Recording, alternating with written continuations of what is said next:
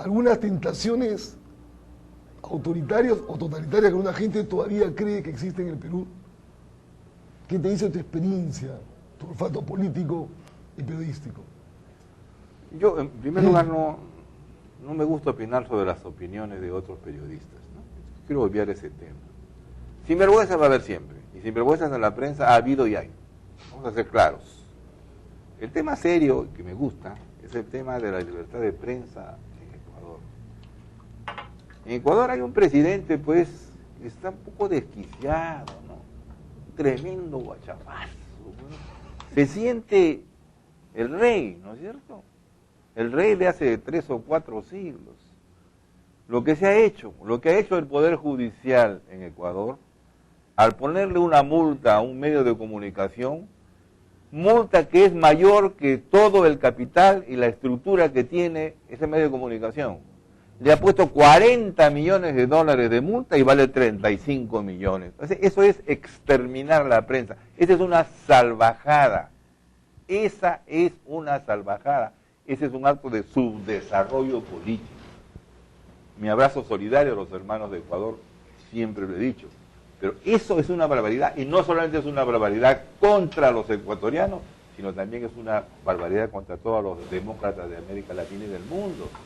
Es un acto de barbarie. Te interrumpo ahí. Dime. Siendo, como dices, es un acto de barbarie, hay algunos miembros del gobierno que gana Perú actual que han aparecido al lado de ese presidente presentando un libro en la Feria del Libro.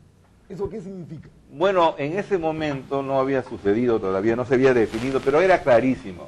Tienen pues cierta vinculación ideológica. Y si de manera expresa, yo se lo puedo preguntar si tengo la oportunidad, ¿están de acuerdo con lo que se ha hecho con el diario El Universo? Pues son unos, apoyan directamente una dictadura vergonzosa. No hay gobierno democrático que no tenga problemas con la prensa. A los gobiernos no les gusta la prensa, y no les gusta la prensa política como esta, como conversaciones como las que estamos teniendo ahora como nosotros, pero la permiten. Lo que pasa en Ecuador es que hay un presidente subdesarrollado y un pueblo subdesarrollado, tal como lo somos nosotros, aunque ahora estamos nosotros en mejor posición. Si hay gente del gobierno que sigue creyendo en Chávez y sigue creyendo en Correa, que se queden con su creencia al exterior, pero en el Perú no se lo vamos a permitir. Muy bien.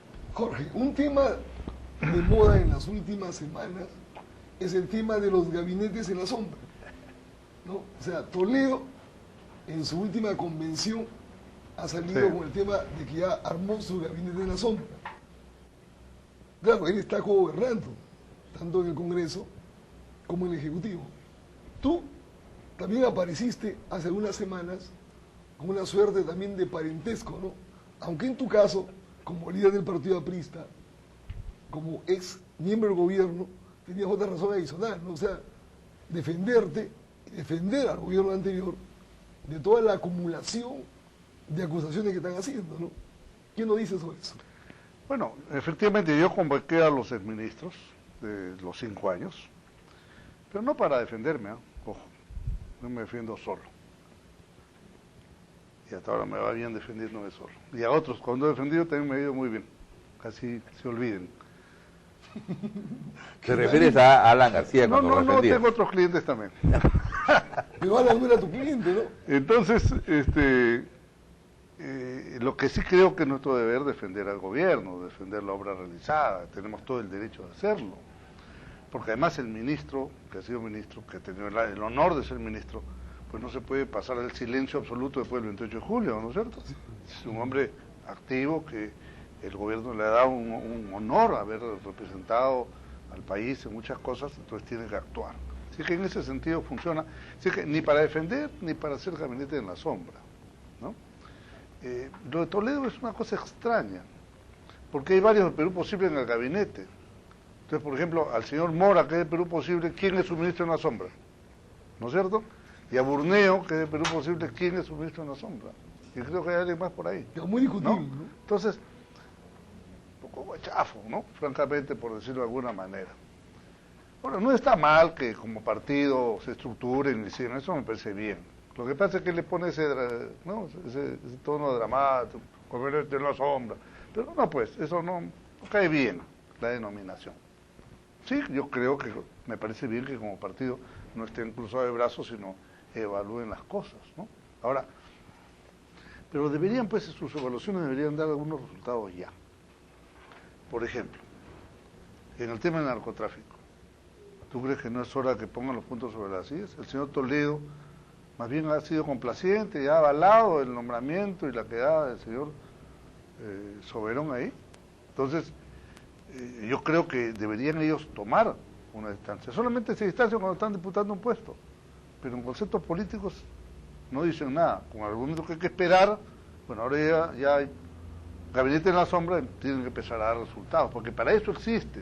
O sea, esta es una... ¿De dónde nace el tema? Es una costumbre inglesa, ¿no? Es un gabinete paralelo que hace la oposición, entonces sirve para hacer las críticas, apuntar las cosas. Bueno, que cumplan ese objetivo, porque si solamente para tener la etiqueta, pues no tiene mucho sentido.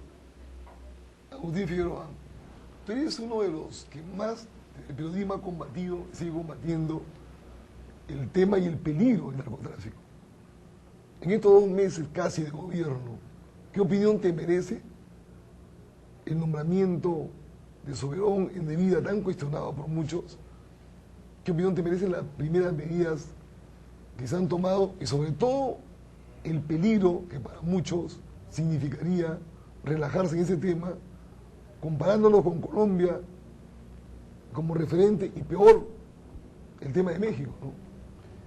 Yo he tocado el tema en Correo Semanal el jueves pasado, en la revista Correo Semanal el jueves pasado, y he calificado a Soberón como sospechoso de honradez, porque alguna gente honrada, a la que yo respeto, me ha dicho, no, este es un hombre honrado, este no va a robar, este no va a recibir plata del narcotráfico.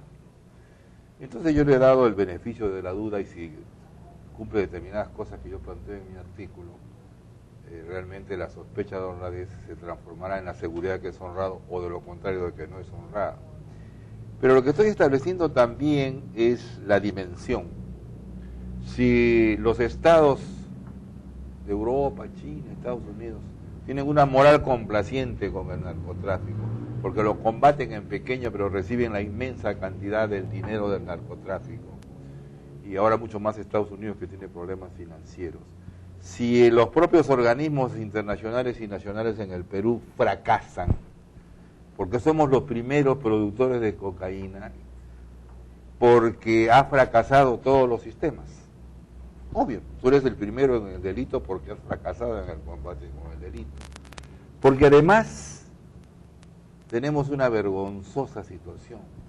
La única macrorregión en el Perú que funciona es la macrorregión de la cocaína y se llama indebidamente BRAE, que significa Valle Apurímac, de los ríos Apurímac y del río N, que no existe en la estructura jurídica del Perú, no es una región ni una macrorregión, pero en la práctica es la única macrorregión que funciona, donde hay muy poca vigencia del Estado y donde el narcoterrorismo se sigue imponiendo.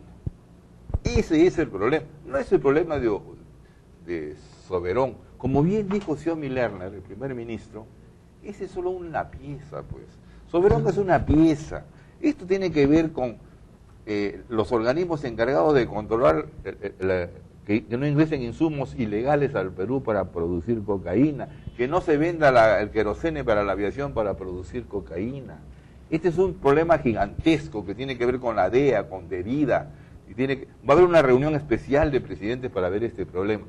Soberón es simplemente una pieza, coincido con Xiomi Lerner, y esa pieza está en conservación.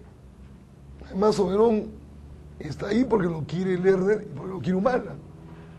Y porque lo quiere la Embajada de Estados Unidos. Vamos a ser claros. Excelente. Yo creo que ha habido un visto bueno. Se han puesto de acuerdo, vamos a ver qué pasa. Hablando de macro temas, en estos momentos hay una crisis global. Nadie puede negar eso. Estados Unidos, Europa. Sus efectos, tú comenzaste diciendo, Agustín, van a sentirse en el país. ¿Qué puede decir tú, Jorge Castillo, respecto a eso? Los efectos van a ser significativos. ¿Cómo enfrentarla? Pero yo creo que va a ser menor a la del 2008, ¿no? Va a ser menor. Qué bueno, ¿no? Si fuera así. Sí, porque además ya están más avisados, pues, ¿no? La del 2008 fue una cosa que pasó de un día al otro. Claro. Claro. ¿No es cierto? Fue de repente. Sí, sí, sí, nadie le esperaba, ni nadie le había previsto siquiera, Exacto, ¿no? claro. Nadie, los economistas creo que nadie, por ahí uno, creo que Waldo Mendoza hizo algunos comentarios y nadie más. En cambio esta cosa es como guerra avisada, y guerra avisada pues no mata gente, ¿no? Entonces lo que el país tiene que tener, pues creo que el ministro de Economía en ese sentido es consciente y es prudente de que hay que cuidar un poco las cosas, ¿no? Y no desbocarse en el gasto público y ser juicioso en el tema. Lo interesante, y ya para un poco hablar de lo nuestro, ¿por qué es posible aguantar ese vendaval que viene de afuera? Como fue posible aguantar el 2008.